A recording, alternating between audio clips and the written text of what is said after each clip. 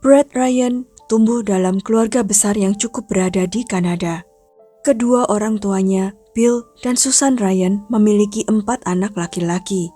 Bagi banyak orang, membesarkan 4 anak laki-laki terdengar melelahkan. Namun keluarga Ryan tampak mampu menjalaninya dengan baik. Ayah mereka bekerja di surat kabar ternama Toronto Star, sambil menjalani berbagai hobi seperti olahraga, yoga, dan psikologi. Sementara sang ibu, Susan, adalah sosok pekerja keras yang menjadi pusat dari rumah tangga itu.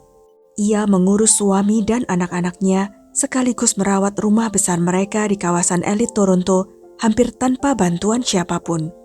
Tetangga yang melewati rumah keluarga Ryan sering berhenti sejenak hanya untuk mengagumi taman besar yang selalu tampak rapi dan penuh bunga. Di dalam keluarga itu, Brett bukan anak kesayangan.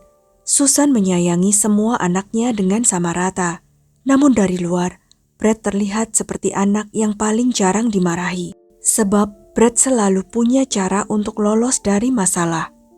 Bahkan ketika semua bukti mengarah kepadanya, ia masih mampu memutar keadaan dan membuat dirinya terlihat hanya sedikit terlibat. Anehnya, kemampuan itu justru membuatnya populer. Di sekolah, Brett dikenal sebagai sosok yang mudah disukai. Banyak orang ingin berteman dengannya. Sama seperti kakak-kakaknya, setelah lulus SMA, Brett melanjutkan pendidikan ke universitas. Namun Brett selalu merasa harus lebih hebat dibanding saudara-saudaranya. Ia memasang iklan di koran lokal dan menawarkan jasa mengecat rumah serta pagar untuk warga Toronto. Awalnya usaha itu berjalan baik. Brett mulai menghasilkan uang sendiri dan Susan bangga padanya. Ia bahkan sering menjadikan Brett contoh bagi anak-anaknya yang lain. Tapi semuanya berubah ketika Brett memutuskan keluar dari universitas. Apa yang awalnya hanya pekerjaan sampingan perlahan menjadi seluruh hidupnya. Hari-harinya dihabiskan menghirup bau cat, bekerja dari rumah ke rumah, tanpa pendidikan dan tanpa arah masa depan yang jelas. Pada awalnya, Brett masih percaya diri di depan kakak-kakaknya. Namun seiring waktu, keadaan mulai berbeda. Christopher Ryan mendapat pekerjaan di Toronto Transit Commission, sementara kakaknya yang lain, Leland Ryan, berkembang menjadi seniman dan desainer. Setelah sukses, keduanya pindah dari rumah keluarga. Sementara Brett tetap tinggal bersama orang tuanya dan adik bungsunya yang bersekolah di sekolah khusus anak berbakat. Tahun demi tahun berlalu dan Brett mulai tenggelam dalam keputusasaan. Hutang menumpuk, pekerjaan tidak stabil, dan ia tidak mampu melunasinya. Perlahan, depresi mulai menggerogoti dirinya. Pada tahun 2007, saat usianya menginjak 26 tahun, hutangnya sudah melebihi $60.000. Brett sebenarnya cerdas, tetapi ia tidak pernah benar-benar tahu bagaimana menggunakan kecerdasannya dengan benar. Di depan orang lain, ia tetap terlihat baik-baik saja. Ia selalu tersenyum, suka membantu, bahkan aktif dalam kegiatan sukarelawan. Tak ada yang menyangka bahwa di balik senyum itu ada kehampaan besar yang perlahan menelan dirinya hidup-hidup. Sampai akhirnya tiba satu titik ketika Brett merasa tidak ada lagi jalan keluar. Pada 28 Oktober 2007, Brett tidak memiliki pekerjaan sama sekali. Musim gugur memang selalu menjadi masa sepi bagi bisnis pengecatan rumah. Orang-orang biasanya sudah mengecat rumah mereka saat musim semi atau musim panas. Musim dingin akan segera datang, dan itu berarti pemasukan hampir mustahil didapat. Brett panik. Ia mengenakan pakaian lama yang ada di lemari, topi tua, sweater panjang pemberian kakaknya, serta syal rajutan ibunya yang sangat panjang dan belum pernah ia pakai sebelumnya. Syal itu dililitkan ke wajahnya hingga hanya menyisakan celah sedikit untuk matanya. Kemudian ia berjalan menuju sebuah bank di pinggiran lingkungannya. Di tangannya ada map tebal, dan ia sengaja berjalan pincang agar terlihat berbeda. Brett menunggu antrian seperti nasabah biasa. Saat akhirnya dipanggil oleh teller, ia mendekat dan berbicara dengan suara pelan. Ia mengatakan bahwa dirinya membawa pistol. Lalu ia memerintahkan teller itu menyerahkan semua uang di laci kasir. Jika tidak, ia akan menembaknya. Dan korban pertama adalah perempuan itu. Dengan tangan gemetar, teller tersebut menyerahkan seluruh uang yang ada. Brett keluar dari bank dengan tenang agar tidak menarik perhatian petugas keamanan. Namun begitu sampai di luar, ia langsung melarikan diri. Saat menghitung hasil rampokannya, Brett sadar jumlahnya sangat kecil, sedikit di atas $1.000. Untuk melunasi semua hutangnya, ia mungkin harus merampok sekitar 60 bank. Terdengar gila, tapi di pikirannya saat itu tidak ada pilihan lain. Beberapa hari setelah perampokan pertamanya, Brett hidup dalam ketakutan. Ia takut polisi sewaktu-waktu datang menangkapnya. Ia bahkan tidak pulang ke rumah dan berbohong kepada ibunya dengan mengatakan bahwa ia sedang mendapat pekerjaan di kota lain. Padahal ia tidur di dalam mobilnya sendiri. Sesekali, Brett diam-diam kembali mendekati rumahnya hanya untuk memastikan tidak ada mobil polisi yang mengawasi. Dan ternyata memang tidak ada. Tak seorang pun mencurigainya. Itu membuat Brett merasa aman. Dan dari situlah semuanya menjadi semakin buruk. Perampokan pertama disusul perampokan kedua, ketiga, lalu keempat. Setiap kali beraksi, Brett memakai pakaian berbeda. Ia membeli baju bekas murah, bahkan kadang mengambilnya dari tempat sampah. Setelah selesai digunakan, semua baju itu dibakar. Ia juga membeli janggut palsu dari toko kostum pesta. Para pegawai bank yang menjadi korban selalu mengingat satu hal tentang pelaku, pria berjanggut. Tak lama kemudian, media di Toronto mulai menulis tentang perampok berjanggut yang meresahkan warga. Namun semua perampokan itu tidak pernah membuat Brett kaya. Uang paling banyak yang berhasil ia curi bahkan tidak sampai $3.000. Lalu akhirnya Brett membuat kesalahan. Polisi berhasil menangkap plat mobilnya lewat kamera pengawas dan diam-diam mengikutinya hingga pulang ke rumah. Saat itu, mereka memang belum punya bukti kuat untuk menangkapnya. Karena itu polisi memilih mengawasi Brett secara diam-diam. Dan seolah bisa merasakan dirinya sedang dibuntuti, Brett tiba-tiba berhenti merampok selama 15 hari penuh. Padahal sebelumnya, jarak antara perampokan hanya sekitar 3 atau 4 hari. Polisi mulai ragu, mungkin mereka salah orang. Namun keberuntungan akhirnya berpihak pada mereka. Suatu hari, Brett keluar rumah, masuk ke mobilnya, lalu berhenti tidak jauh dari sebuah bank. Di sana, ia berganti pakaian dengan kostum aneh seperti biasa. Ia lalu masuk ke dalam bank, dan ketika keluar, polisi sudah menunggunya. Hari itu, pria yang selama ini dikenal publik sebagai perampok berjanggut, akhirnya diborgol dan ditangkap. Selama 7 bulan, Brett Ryan menjalani proses penyelidikan intensif. Ia didakwa melakukan perampokan bersenjata. Ironisnya, meski memiliki izin kepemilikan senjata, Brett sebenarnya tidak pernah membawa pistol saat merampok bank. Bahkan pisau dapur pun tidak. Pada akhirnya, ia dijerat dengan 19 dakwaan dan dijatuhi hukuman penjara. Dari balik jeruji, Brett dan keluarganya terus mengajukan banding. Upaya itu membuahkan hasil. Dari 19 dakwaan, hanya 8 yang dipertahankan oleh pengadilan. Namun Brett belum menyerah. Begitu memiliki kesempatan mengajukan pembebasan bersyarat, ia langsung melakukannya. Dalam permohonannya, Brett mengatakan bahwa dirinya melakukan semua kejahatan itu saat berada dalam depresi berat akibat 2 hubungan asmara yang gagal dan tumpukan hutang yang menghancurkan hidupnya. Ia juga kembali menegaskan bahwa dirinya tidak pernah berniat melukai siapapun karena selalu datang tanpa senjata.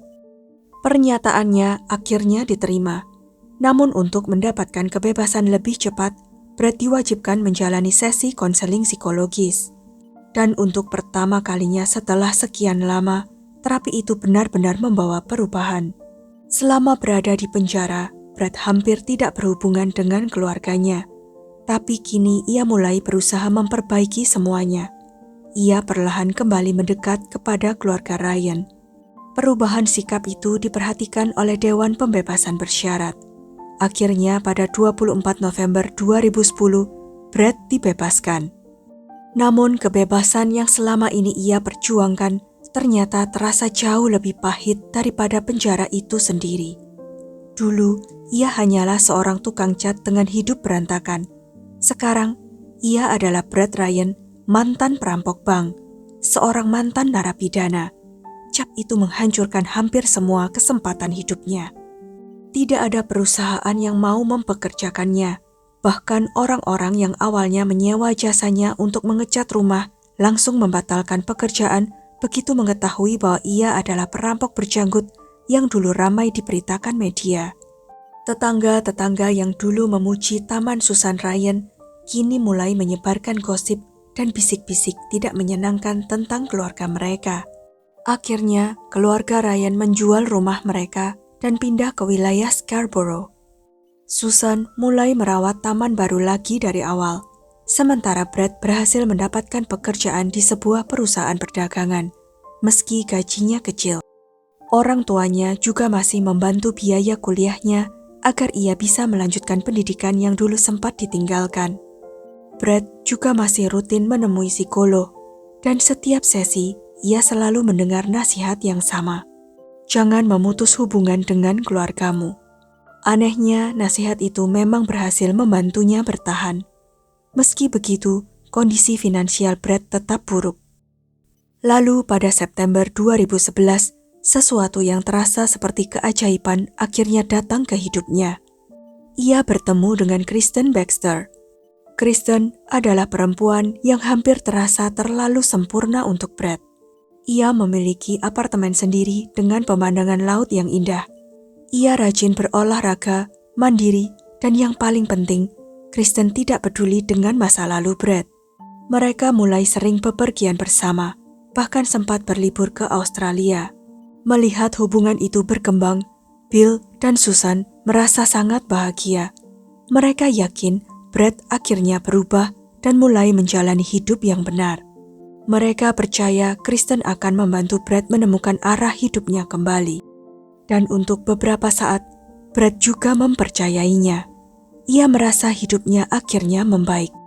Namun kemudian sebuah tragedi menghantam dirinya. Ayahnya meninggal dunia. Kematian itu menghancurkan Brad. Depresi yang selama ini perlahan mereda mulai kembali datang. Ia semakin sering menemui psikolog dan berusaha membantu ibunya secara finansial, meski dirinya sendiri nyaris tidak punya uang. Sementara itu, hubungannya dengan Kristen semakin serius. Mereka bukan lagi remaja yang cukup bertemu sesekali dan menikmati waktu bersama. Mereka mulai memikirkan masa depan. Dan karena sangat mencintai Kristen, Brad memutuskan mengambil langkah besar. Ia mengumpulkan tabungannya, lalu berbicara kepada ibunya. Ia mengatakan ingin menikahi Kristen dan memberikan lamaran yang tidak akan pernah dilupakan perempuan itu seumur hidupnya. Susan langsung mengerti maksud putranya, dan sekali lagi ia membantu Brad dengan memberikan uang untuk membeli cincin. Padahal sebelumnya Kristen sudah pernah mengatakan bahwa ia tidak membutuhkan cincin mahal atau hadiah mewah. Baginya, lamaran Brad saja sudah cukup sebagai bukti keseriusan. Namun Brad tetap ingin terlihat sempurna. Ia membeli cincin emas dengan berlian besar, dan tentu saja Kristen menerimanya. Setelah pertunangan itu, mereka mulai merencanakan pernikahan. Brad terus mengangguk setuju pada semua rencana Kristen. Meski diam-diam, ia mulai panik melihat betapa mahal semuanya itu. Ia sadar dirinya membutuhkan pekerjaan yang jauh lebih baik. Suatu hari, Brad menemukan lowongan kerja bidang teknik di sebuah perusahaan teknologi besar. Ia membuat resume, mengirim lamaran, lalu menjalani wawancara. Dan secara mengejutkan, ia diterima. Brad sangat bahagia. Ia langsung memberitahu tunangannya dan ibunya. Bahkan sekali lagi meminta uang kepada Susan untuk membeli setelan mahal agar terlihat pantas di kantor barunya. Dan sekali lagi pula, Susan tidak menolak. Namun kebahagiaan itu tidak bertahan lama. Tak lama setelah jas mahal itu dibeli, perusahaan tersebut menelepon kembali. Mereka membatalkan penerimaan Brad setelah bagian keamanan mengetahui catatan kriminalnya. Bagi Brad, kabar itu terasa seperti petir yang menghantam hidupnya. Ia mulai kehilangan harapan. Untuk apa terus datang wawancara? Untuk apa kuliah lagi? Pada akhirnya tidak ada yang mau mempekerjakan seorang kriminal meskipun ia sudah berubah. Akhirnya Brad mengambil keputusan yang fatal. Uang yang diberikan ibu dan kakak-kakaknya untuk biaya kuliah justru ia gunakan untuk membiayai pernikahannya dengan Kristen. Dan sejak saat itu, kebohongan demi kebohongan mulai menumpuk. Brad tidak pernah memberitahu keluarganya bahwa ia kembali keluar dari universitas. Ia juga tidak pernah mengatakan bahwa dirinya ditolak dari pekerjaan teknik tersebut. Sebaliknya, setiap pagi ia mengenakan kemeja, dasi, dan jas mahal seperti pegawai kantoran. Namun di tengah perjalanan, ia berganti pakaian kerja dan kembali menjadi tukang cat rumah. Kepada keluarganya, ia berpura-pura bekerja di kantor. Di media sosial, Brad mengunggah foto-foto palsu dari internet, seolah dirinya menghadiri acara bisnis atau bekerja di lingkungan perusahaan besar. Bahkan saat bersama keluarga atau Kristen, ia sering berpura-pura menerima telepon penting tentang pekerjaan. Dan tak seorang pun menyadari semuanya hanyalah sandiwara. Brad sangat ahli menciptakan ilusi. Di mata semua orang, ia terlihat sukses. Padahal kenyataannya, ia hanyalah seorang tukang cat yang hidup di atas kebohongan besar. Pada September 2016, setelah 5 tahun bersama Kristen, pernikahan mereka akhirnya dijadwalkan. Brad bahkan menyewa restoran mewah dengan biaya sekitar $100 untuk setiap tamu undangan. Keluarga Ryan sangat bahagia. Putra mereka akhirnya terlihat mapan, memiliki pekerjaan bergengsi, tinggal di apartemen indah, dan akan menikahi perempuan cantik yang luar biasa. Namun keluarga Ryan sama sekali tidak menyadari bahwa kebohongan Brad sudah terlalu jauh untuk diperbaiki tanpa menghancurkan segalanya. Saat itu hari pernikahan tinggal 1 bulan lagi, dan semua persiapan membutuhkan uang yang terus mengalir keluar. Brad kembali meminjam uang dari ibunya, lagi dan lagi, sampai akhirnya Susan tidak lagi mampu membantunya. Namun bukannya berhenti, Brad justru mulai menekan ibunya agar mencari pekerjaan dengan penghasilan lebih besar. Di saat yang sama, ia juga merencanakan pesta bujangannya pada Agustus 2016 dan mengundang teman-teman serta saudara-saudaranya. Bom waktu itu sudah hampir meledak, dan akhirnya Brad memutuskan mengatakan semuanya kepada psikolognya. Ia mengaku bahwa selama setahun terakhir dirinya berbohong kepada keluarga. Ia tidak pernah bekerja sebagai insinyur di perusahaan teknologi seperti yang selama ini ia ceritakan. Psikolognya kecewa. Pria yang selama ini berusaha dibimbing agar kembali ke jalan yang benar, ternyata kembali tenggelam dalam kebohongan. Sang psikolog mengatakan hanya ada satu cara, yaitu Brad harus jujur kepada ibunya. Brad menunda-nunda selama berhari-hari, namun akhirnya ia memberanikan diri. Dan reaksi Susan menghancurkan dirinya. Susan sangat terpukul karena selama ini ia selalu membanggakan Brad kepada semua orang. Ia percaya putranya akhirnya berhasil bangkit dari masa lalunya. Namun kini semua itu ternyata palsu. Lebih buruk lagi, Susan mengatakan bahwa Kristen harus mengetahui semuanya. Jika Brad tidak mau mengaku, maka ia sendiri yang akan memberitahu Kristen Baxter. Susan juga memperingatkan bahwa jika saudara-saudara Brad mengetahui kebohongan itu, mereka akan berada di pihaknya. Brad pun panik. Mengatakan kebenaran kepada ibunya saja sudah terasa menghancurkan dirinya. Ia tidak sanggup membayangkan harus mengaku kepada Kristen. Padahal ia sadar kurang dari 1 bulan lagi pernikahan mereka akan berlangsung. Dan jika Kristen mengetahui semuanya, pernikahan itu kemungkinan besar akan batal. Sebenarnya akan jauh lebih baik jika Kristen mengetahui semuanya sejak awal. Tapi Brad tetap memilih diam. Tak jelas apa yang sebenarnya ia harapkan. Namun satu hal terus menghantui pikirannya. Bagaimana jika ibunya benar-benar menelepon Kristen? Setiap kali ponsel Kristen berdering, Brad langsung menegang. Ia bahkan menahan nafas sampai sadar bahwa itu bukan panggilan dari Susan, melainkan teman-teman Kristen yang sedang membicarakan persiapan pernikahan. Lalu di tengah kepanikan itu, Brad mulai memikirkan cara untuk membungkam ibunya selamanya. Karena status kriminalnya, Brad dilarang memiliki senjata api, maka ia memutuskan menggunakan busur panah, sunyi, mematikan, dan tidak menarik perhatian. Ironisnya, hobi mendiang ayahnya dulu adalah memanah di halaman rumah menggunakan crossbow. Ayahnya sendirilah yang dulu mengajari Brad menembak sasaran. Tak pernah terpikir bahwa kemampuan itu suatu hari akan digunakan terhadap keluarganya sendiri. Brad membeli crossbow dan anak panah di toko perlengkapan olahraga, lalu menyembunyikannya di balik tumpukan barang di garasi Susan. Di rumahnya sendiri, ia menyiapkan alibi yang menurutnya sangat cerdas. Ia mengikat sebuah sendok ke kipas angin yang dipasang menggunakan timer otomatis.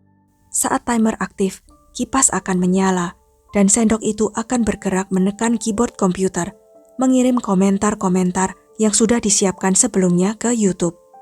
Dari luar, itu akan terlihat seperti Brad berada di rumah sepanjang hari, menonton video, dan meninggalkan komentar di internet.